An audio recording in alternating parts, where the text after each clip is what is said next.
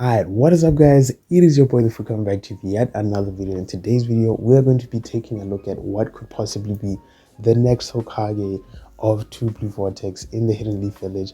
Now you're probably wondering, the fruit, why are you bringing this up? It's pretty much obvious. With the release of chapter 36 of Two Blue Vortex, we see Shikamaru's position in scrutiny. Why? Because Kobu is conspiring to get him out of the position. Now, who is Kobu? We all know Kobu is the advisor to the daimyo of the Hidden Leaf Village. He is the one that basically oversees everything that's going on with this kind of internal affairs. And the way things are going, obviously we know in the previous chapters he was kind of set up by Kashinkoji to try and kill him. And that plan failed because Boruto jumped into the scene to save him. And now, fast forward to now, where Kobu is continuing to become a real threat to the progressions of the intentions of Kashinkoji and of course Boruto. They're trying to stop the Shinju clones. And so in this video, we're going to be kind of taking a step back from that, and we're actually going to be questioning ourselves that in the most likely scenario that Shikamaru does actually get removed from this position, who is actually going to end up becoming the next Hokage? I think it's pretty obvious. We do have a few selections here, but I definitely do want to go a bit in depth into it. So without further ado, let's get straight into it. Oh, and by the way, guys, my name is Fruit, and on this channel, I do everything Boruto, manga, anime related. So if you want to see more content like this, definitely hit that like button, hit that subscribe button. But without further ado, let's get straight to it. Alright, so before we begin the video, I think it's very important to kind of set a basis for the Hokage, because I think the Boruto 2 Blue Vortex story has kind of, progressed in such a way that when you're coming from the Naruto franchise where Naruto wanted to become the Hokage, and so we've seen the in and outs of what it means to become a Hokage. We've seen that through Naruto, and in 2 Blue Vortex, you don't really get a lot of that because obviously the story doesn't really focus on that. You do have characters like Sarada. Obviously she wants to become the Hokage, so you do kind of get something in that way. Sarada's character progression is based on the fact that she wants to become Hokage and she sees Naruto as her mentor, but that's besides the point. The point is we're trying to answer the question of who is a good fit for the Hokage. We know that the Hokage selection process, it's very interesting. You have a lot of officials in the background being the ones who actually get to decide. You have the high officials being, they go ahead and recommend, this is who I think should be the Hokage. And also, we're going to take it from my personal opinion, right? I'm going to take it from my personal opinion, who I think could be the best fit, and also how I think the story could go about it. And so when it comes to what it means to be Hokage, we know that pretty much every Hokage should have at least been able to protect the entire village one way or another, whether it's through smart intellect, whether it's through innovation and bring up new ideas for the village, or through raw strength, or both, or pretty much all options combined, right? We've seen that through all of the 7 Hokage that we've seen, including Shikamaru.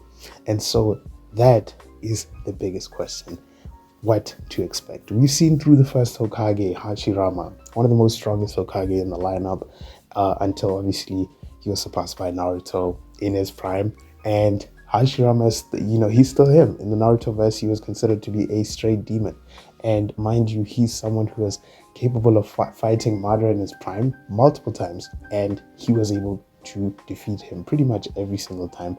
You have Tobirama, the second Hokage. He's the one who basically revolutionized the entire village. He's the one who brought up the shinobi police force. He's the one who brought up the ninja academy, and he's the one who basically created a lot of forbidden jutsu that you can kind of see in a lot of characters like Naruto, the multi-shadow clone jutsu and all that kind of stuff. And you can see how much the will of fire resides inside him. Obviously that leads on to the third Hokage, Hiruzen. He's the one who kind of embodied it. And while a lot of people have a lot of mixed opinions about him, you have to give him his credit. You also have the fourth, Minato, absolute beast of a character, probably in the top 3 strongest Hokage of all time. He was able to easily protect the village from the Nine Tails, by taking down a tail beast bomb, which is a very impressive feat, I'm not gonna lie. And so on and so forth. Characters like Tsunade, characters like Kakashi, characters like, of course, Naruto, and of course Shikamaru. Obviously Shikamaru is more of like a standing in Hokage, but he still fits there. And so you kind of get a criteria, especially through Naruto. Naruto said he sees the entire village as his family, and so you can kind of get an idea for a feel of what a Hokage should be thematically, right? What a Hokage should be thematically, but objectively, from the village's standpoint, or at least from the story standpoint, when selecting the Hokage, they're going to look at many things. And I think more than ever, this is the time where they're really going to be considering who they bring in for the story. And so there are only two characters I could possibly see being picked for the Hokage position. I don't really think of anyone else, especially since the Boruto manga doesn't really focus on a lot of characters from the Naruto franchise. There are a lot of characters to this day that have not even been like drawn into the Boruto manga who could potentially become Hokage candidates, but because of I'm just looking at their relevance to the story, never been introduced even once, I don't think I could see them in here. And so after thinking about this, in my personal opinion, I think there can only be two candidates I can think of. And the first one, I would say she fits in the line of honorable mention to a viable candidate because of the just the skills and everything she brings to the table. That is, of course, Sakura Uchiha. Now, I think for old time's sake, we're gonna call her Sakura Haruno, but Sakura is easily a Hokage candidate, and I'm gonna bring that up with reasoning and proof. We know that Sakura is one of the strongest members of Team 7. We know that she is probably the strongest kunoichi, the strongest female shinobi in the entire Naruto, maybe Boruto verse you could also put in there, but obviously you have characters like Delta who probably far surpass her, but that's besides the point. She fits what you could say could be, Hokage level. And there's only one thing that's hiding her or restricting her from doing so. It's the fact that people see Sasuke as a traitor. Remember, let's not forget that the whole reason why the story began is because Sasuke decided to run away with Boruto because he believed in his daughter. He believed that Boruto indeed was not the traitor. He did not actually kill the seventh Hokage and his wife. And so because of that, and because of the effect of omnipotence, everyone sees Sasuke as a traitor, right? Because why wouldn't they? Right? They would think that, oh, Sasuke's back to his old ways again. Oh, he's back at it. And so with the scrutiny that comes with that, you could only imagine how much slander that this character Sakura has probably received. And so I don't think, especially in a position right now where Kobu genuinely believes that Shikamaru is working with Boruto, it's possible that Kobu and whoever's deciding who's going to be the next Hokage is also going to think the same thing, that, hey, if we put Sakura in this position, there's a chance that, she could just side with Boruto because Boruto is in alliance with Sasuke, right? And so that is one possibility, right? But besides that, she's a pretty great pick. I mean, she leads the Konoha hospital. She's like top tier, top of the line. She's the one who's always kind of just helping out, healing people, making sure people are recovered. And I think she's she's stronger than Tsunade. She brings up a lot more than her. And I think she would do great. But again, it's the Sasuke situation that stops her from doing so. And that leads me on to who I think is the best candidate. The one who is the safe pick. When you're playing a game, or you're playing basketball, or you're playing FIFA or something, and you're like, hey, this is the safest character, or this is the safest team I'm going to pick. Because if it ain't broke, don't fix it. And that is, of course, Kakashi Hatake. Kakashi is the definition of, if it's not broke, don't fix it. And this is the same trend we saw with the third Hokage after Minato died. Obviously, after Minato died, they didn't think about bringing a fifth Hokage. They just said, hey, let's bring in Hiruzen, right? Because he's been Hokage before. He knows what he's doing. Let's bring him in. And again, I know it sounds controversial to bring in a character like him, right?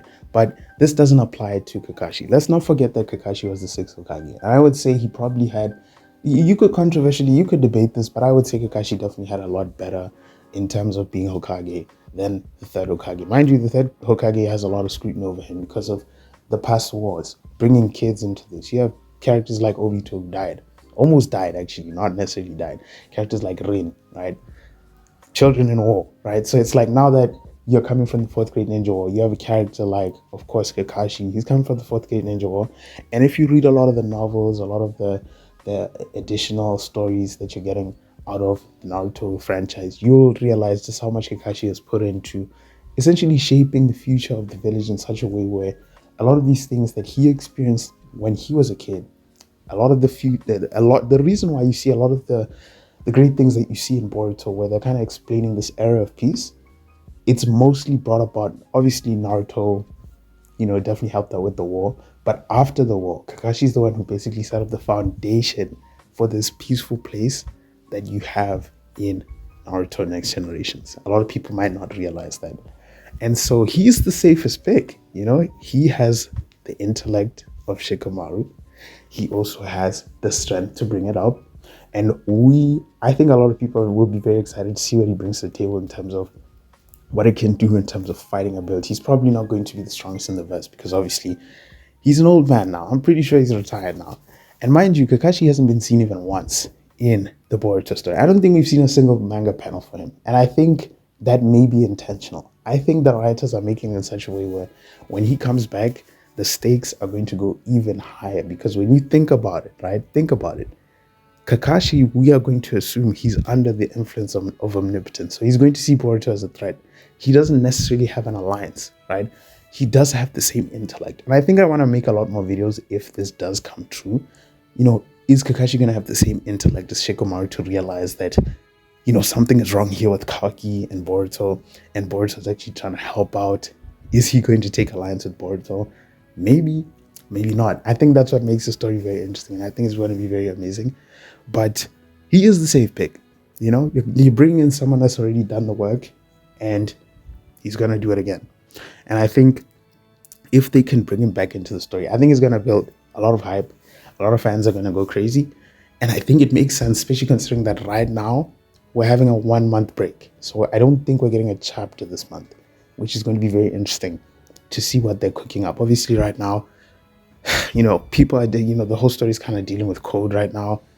And so, I don't know. This is a very interesting topic, and it'll be very interesting to hear from you guys. What do you think in terms of who could potentially become Hokage characters? Guys, the story focuses on Boruto, right? Don't come here and say, I want Rock Lee to be the Hokage, okay? or I want this character to be Hokage. It's not happening. Okay, let's be realistic. I'll be interested to hear what you guys have in the comments, but definitely let me know what you guys think about this topic. And yeah, if you enjoyed this video, then definitely hit that subscribe button. Support the channel by liking this video. It definitely helps out a lot. But with that, it's been a video from me, the fruit, and I will see you in another one. Peace.